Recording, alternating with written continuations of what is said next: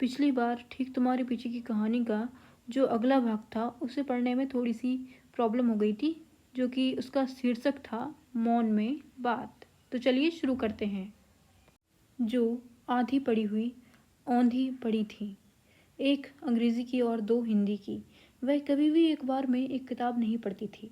उनमें एक बात को एक बार में ही खत्म करने की धीरता नहीं थी। उनका घर उनकी मनस्थिति की गवाही दे रहा था। चीज़ें बिखरी हुई पड़ी थीं। कल रात के खाने के निशान भी टेबल पर मौजूद थे। झाड़ू कुछ दिनों से नहीं लगी थी। वह भीतर अपनी कही हुई बात को दफन करने गई हैं। जब वह उसे पूरी तरह दफन कर देंगी तो एक मुस्कुराहट के साथ बाहर आ जाएंगी, जैसे वह मुझसे अभी अभी मिली हों। वह मुझसे बहुत नाराज़ थी। पिछले कुछ हफ्तों की व्यस्तता के चलते मैं उनसे बिल्कुल भी नहीं मिल पाया था। सिमोन, सिमोन, मैंने उन्हें आवाज़ दी, पर भीतर से कोई जवाब नहीं आया। मैं कुछ देर में उठकर टहलने लगा। वह अपना पूरा समय लेंगी, मैं जानता हूँ। सुबह सूरज की रोशनी खिड़की से सीधे उनकी दीवार पर पड़ती थी, फिर धीरे धीरे रेंगते हुए एक उजले प्रेत की तरह घर छोड़कर चली जाती। उन्होंने एक बार मुझसे कहा था कि क्या मैं इस रोशनी को अपने घर में रोक सकती हूँ। घर का दरवाज़ा खिड़की सब बंद करके इसे कैद कर लूँ, जैसे अपने घर में मैं कैद हूँ। उनके घर में घुसते ही लगता है कि आप उनके भीतर चले आए हैं। मैं उन्हें उनके घर से अलग करके कभी भी देख नहीं पाता। जब हम कभी बाहर घूमने निकलते थे तो वह एक छोटी बच्ची सी हरकतें करने लगती थी, जो अपने माँ बाप की छत्रछाया से बहुत दिनों बाद भाग निकली हो। वह बिना अपने घर के नग्न सी जान पड़ती थी। मैंने उन्हें कभी नग्न दिखने वाली बात नहीं बताई। यह देखो, आज दार्जिलिंग वाली चाय तुम्हारे लिए। मुझे पता था आज तुम जरूर आओगे, सो मैं कल शाम को तुम्हारे लिए यह चाय लेकर आई। इसके पहले मानो कुछ हुआ ही ना हो। हमारी बहस, मेरी लाचारी में झुकी हुई आंखें, उनका गुस्सा, सब कुछ जैसे कई महीनों पुरानी बात हो, जिसे हम दोनों ने दफन कर दिया हो। वह दफन करके आ चुकी थी, पर मैं अभी भी जल रहा था। उन्होंने चाय के दोनों कप टेबल पर रखे और खुद अपनी कुर्सी पर बैठ गई। मैं अभी भी टहल रहा था। तुम बिस्कुट भी लोगे ना?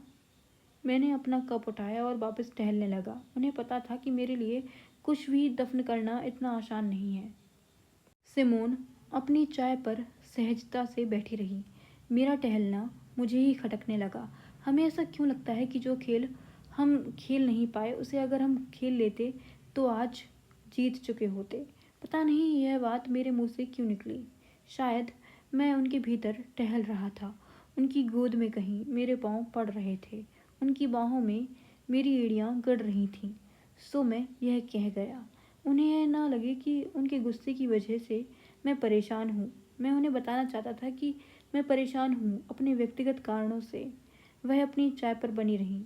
मैं कितना भी झूठ क्यों ना कहना चाहूँ, पर सिमोन के सामने मेरे मुंह से हमेशा मेरे बहुत निजी सत्य ही निकल रहे होते हैं।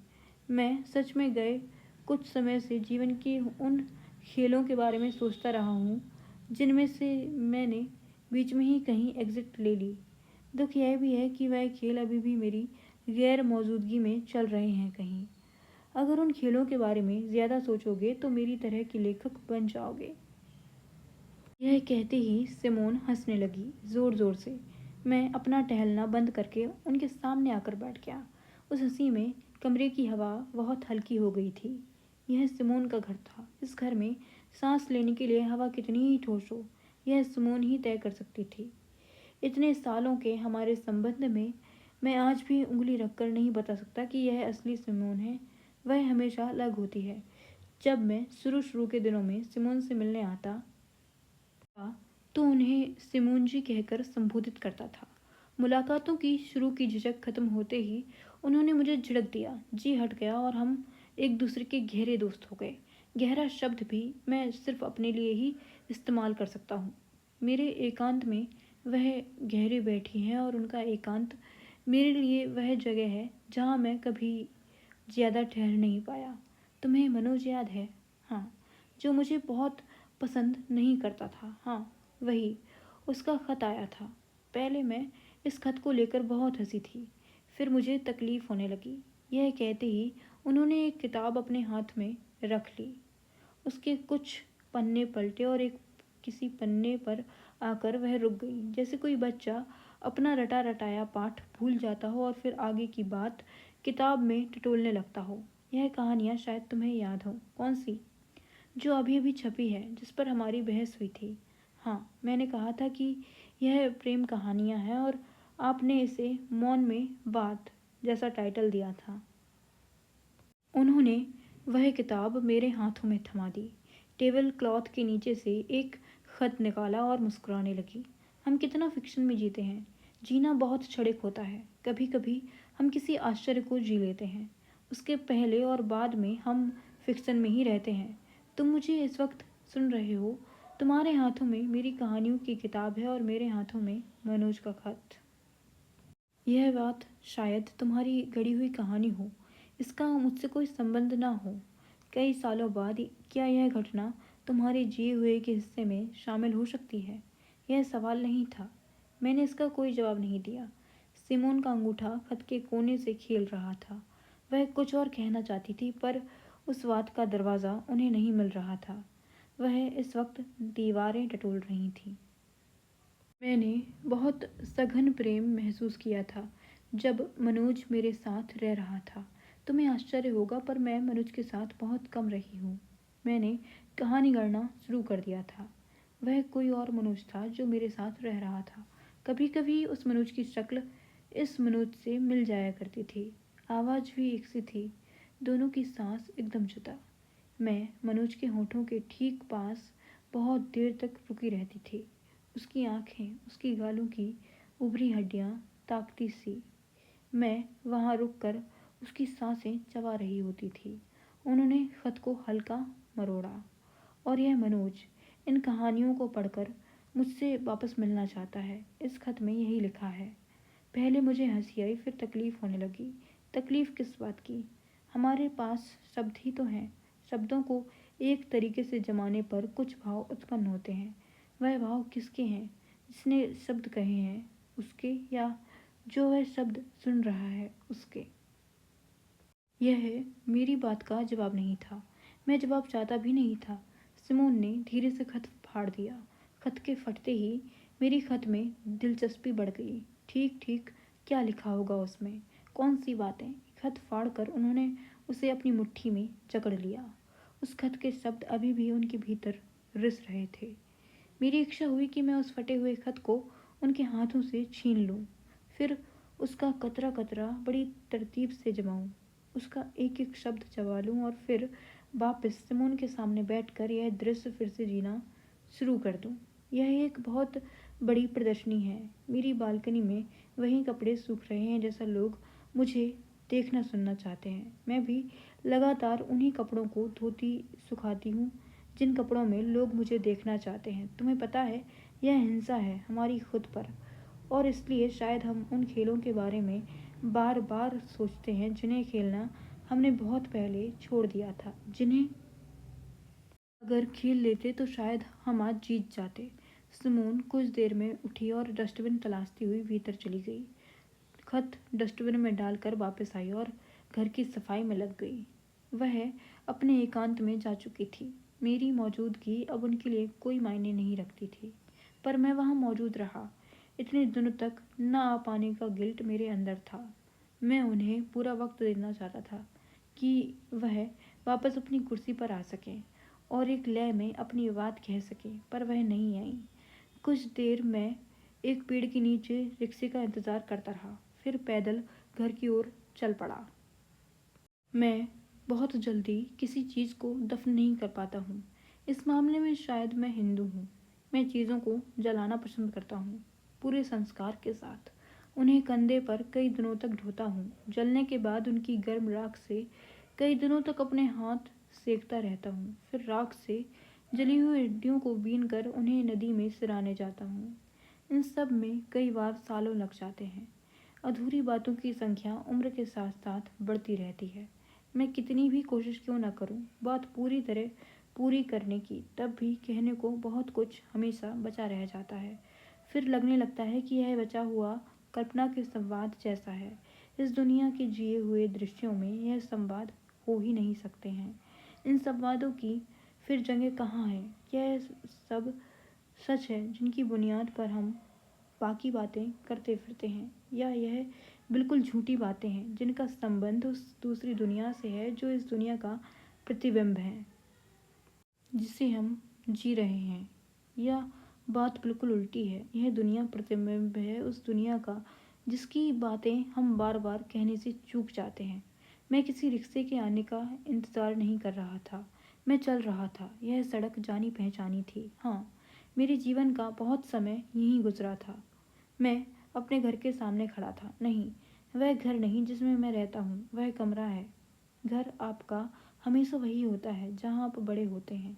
यह वह जगह है जिसे मैं अपना घर कहता हूँ, जहाँ अब सिर्फ मेरा बाप अकेले रहता है।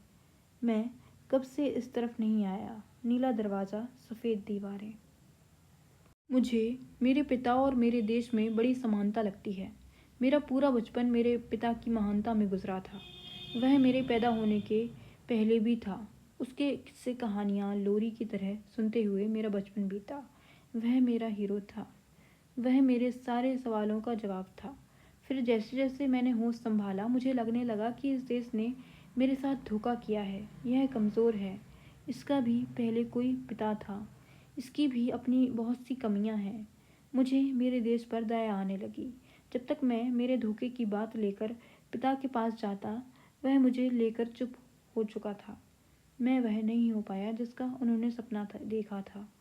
मैं वास्तविकता से भागने जैसा कोई आदमी हो चुका था जो अपने पिता जैसा दिखता था। वह अभी भी मुझ में अपना सपना ढूंढते थे। मेरे जवाबों में जब उन्हें निराशा हाथ लगती तो वह चुप हो जाते। मेरा बाप मेरे देश की तरह था जो मेरे सारे संवादों पर चुप्पी मारे बैठा था। माँ जब जिंदा थी तो हमारे बीच खूब लड़ाइयाँ होती थीं। माँ के बहाने से हम आपस में बात भी कर लिया करते थे, पर माँ के चले जाने के बाद अपने पिता के साथ रहना असहनीय हो गया था। सो मैंने उनको अकेला छोड़ दिया। एक किराए का कमरा लेकर रहने लगा। कुछ देर सांकल बजाने के बाद अंदर से आवाज़ आई, अरे भाई कुछ नहीं चाहिए? पापा, मैं हूँ। कुछ ही देर की शांति के बाद दरवाज़ा खुल गया। पापा बहुत देर मुझे आश्चर्य से देखते रहे, फिर अंदर किचन की तरफ चले गए। मैं घर में टहलने लगा। घर की एक सुंदर ठंडक है जिसकी कमी मैं अपने कमरे में सबसे ज़्यादा महसूस करता हूँ। मंदिरों, चर्च जैसी ठंडक। शायद घर में बहुत सारी मृत दीवार से चिपके हुए तैरता रहता है। पुराना जिया, बीते हुए लोग और बहुत से रहस्य जिसका सत्य अब घर अपनी दरारों में छुपाए खड़ा है। मैं पहले अपने कमरे में गया। वह अभी तक वैसा ही जमा हुआ था, मानो मैं अभी भी यहाँ रह रहा हूँ। तभी मेरी निगाह उस शेल्फ पर पड़ी जिसके पीछे मैं अपने पिता की मार के डर से छिप जाया करता था। उस शेल्फ के कोने से मैं सबको देख सकता था, लेकिन मुझे कोई भी नहीं देख पाता था। एक दिन अजीब सी इच्छा भीतर जाग गई, उस शेल्फ के पीछे छिपने की। मैंने अपना बैग नीचे रखा और शेल्फ के पीछे घुसने की कोशिश की। मैं अब बड़ा हो गया था, मेरा वहाँ घुसना नामुमकिन था। फिर भी मैं कोशिश कर रहा था। मैं खींचने सा लगा और एक अजीब आवाज़ के साथ मेरे आंसू गिरने लगे। मैं अपने आप को अपने बचपन में ज़बरदस्ती घुसाना चाह रहा था। क्या कर रहे हो? मेरा पिता दरवाजे पर चाय का प्याला लिए खड़ा था। मैं बाहर निकला। पिता ने चाय के प्याले को टेबल पर रखा और मेरे कपड़े झाड़ने लगा जिस पर चूना लग गया था। मैं उनसे मना करता रहा पर वह नहीं माने। शायद इससे पहले उन्होंने मुझे मेरी माँ की मृत्यु पर रोते देखा था। मेरा रोना रुक नहीं रहा था, सो मैं कुछ देर के लिए बाथरूम चला गया। हम दोनों चाय की टेबल पर आमने सामने बैठे थे। आप चाय नहीं पियेंगे? डॉक्टर ने मना किया है। अरे क्या हुआ है आपको? बुढ़ापा है, बीमारियां तो अब लगी रहेंगी। बीमारी? शुगर है जिसकी वजह से परहेज करना पड़ रहा है। देश की व्यवस्था संभालने वाला एक सरकारी मुलाजिम मेरा पिता था। सारी व्यवस्था में बेईमानी के बावजूद मेरे पिता को लगता था कि देश चंद ईमानदार लोगों की वजह से चल रहा है, जिसमें वह भी एक हैं। मेरे लिए देश भागा करता था क्योंकि मुझे लगता था कि मेरा पिता देश का बहुत सारा बोझ अपने कंधों पर लिए भाग रहा है। मेरा देश मेरे सामने बैठा था, बीमार, और मैं कुछ भी नहीं कर सकता था। तभी मेरी निगाह मेरे पिताजी के हाथों पर पड़ी। वह कितने बूढ़े हो चुके हैं, उनकी चमड़ी लटक गई है, कंधे झुके हुए हैं। वह कोई और था जिसे मैं अपना पिता माने बैठा था। मेरा पिता तो मेरे सामने बैठा है, जिसे शायद मैं पहली बार देख रहा हूँ। अचानक मुझे उनकी उम्र बहुत ज़्यादा लगने लगी। उनके हाथों के ऊपर उगे हुए बाल भी सफ़ेद हो चुके थे। क्या उम्र होगी इनकी? मुझे मेरे पिता की उम्र नहीं पता है। आपकी उम्र क्या होगी? क्या? कुछ नहीं। फिर मैंने कुछ नहीं पूछा। हम दोनों को ही अब मेरी चाय खत्म होने का इंतज़ार था। उनकी निगाहें कुछ देर मुझ पर रुकी थीं जब हम बात कर रहे थे। अब वह दीवारों पर टंगी तस्वीरों को टटोल रही थीं। सिमोन कैसी है? जैसे किसी तस्वीर को देखकर उनको यह बात याद आई हो। ठीक है, अभी भी मिलते हो उससे? उन्हीं के घर से चला आ रहा हूँ। इस बात पर मेरा पिता उठकर अपने कमरे में चला गया। मैंने चाय का कप उठाया और उसे किचन में रख दिया। किचन काफ़ी बिखरा हुआ पड़ा था, सो मैं उसे साफ करने लगा। कुछ सुबह के बर्तन पड़े थे और वह मैंने मांज दिए। जाने से पहले कुछ देर पिताजी के कमरे के बाहर खड़ा रहा। वह अखबार में अपना सिर गड़ाए बैठे थे। मैंने सालों से पिताजी के कमरे की चौखट नहीं लांघी। मैं जाने को हुआ तभी उनकी आवाज़ आई। मैं अगले महीने 72 का हो जाऊंगा। रिक्शा, भीड़, पसीना, डर। अंत में मैं अपने कमरे में पहुंचा। एक रजिस्टर्ड लेटर पैरों में पड़ा मिला। मेरी स्कॉलरशिप स्वीकार कर ली गई थी। 3 साल की रिसर्च पर मुझे विदेश जाने का मौका मिला है, जिसका मैं बहुत लंबे समय से इंतज़ार कर रहा था। तभी दरवाजे पर आहट हुई। मैंने लेटर को फ्रिज के ऊपर रखा और दरवाज़ा खोला। सामने सिमोन खड़ी थी। तुमसे बात पूरी नहीं हुई तो सोचा तुम्हारे घर पर ही आ जाती हूँ। इसी बहाने तुम्हारा घर भी देख लूँगी। आइए, अंदर आ जाइए। घर में कोई कुर्सी नहीं थी और ना ही कुर्सी जैसा कोई जगह। कुछ देर सिमोन बैठने की जगह खोजती रही। फिर कुछ हिचकिचाहट के बाद वह पलंग पर बैठ गई। यह बहुत अजीब था। मैं जब सिमोन के यहाँ जाता हूँ तो जैसा मेरी उपस्थिति में सिमोन अपने घर में व्यवहार करती है, मैं उसी व्यवहार की नकल अपने घर में उनके सामने कर रहा था। मैंने अपने आप को घर के छोटे छिछले कामों में व्यस्त कर लिया। वह मेरे शेल्फ में रखी हुई किताबें टटोलने लगी। लगभग किताबें उन्हीं ने मुझे दी थीं। कुछ दिनों पहले मैं तुम्हारे पिताजी से मिलने उनके घर गई थी। यह बात सुनते ही मेरे सारे छोटे छिछले काम हाथ से छूट गए।